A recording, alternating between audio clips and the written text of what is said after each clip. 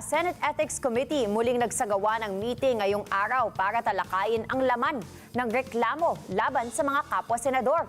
Nagbabalik sa report si Mar Gabriel. Mar? Pinangunahan ni Senate Ethics Committee Chairman Senator J.B. Ejercito ang isang closed-door meeting kaninang umaga kung saan tinalakay ang ethics complaint laban sa 6 na senador.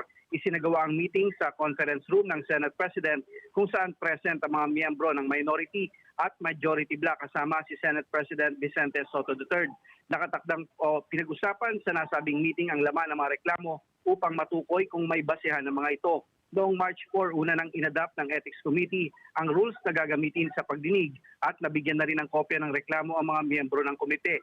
Sakaling makitaan ng basehan ng mga reklamo, bibigyan ng 10 araw ang senador na inirereklamo para sumagot o personal na humarap sa pagdinig. Una nang sinabi ni Senator JB na first in, first out ang gagawing pagtalakay sa mga reklamo. Kasama sa mga naharap sa ethics complaint sina Senator Chis Escudero, Senator Ronald Bato de la Rosa at ang mismong chairman na si Senator JB, maging ang miyembro na si Senator Risa Ontiveros.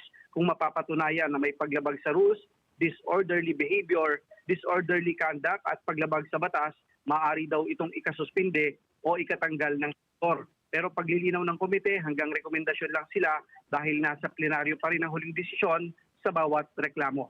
Para sa Mata ng Agila, Mar Gabriel, matatag, matapang, matapat.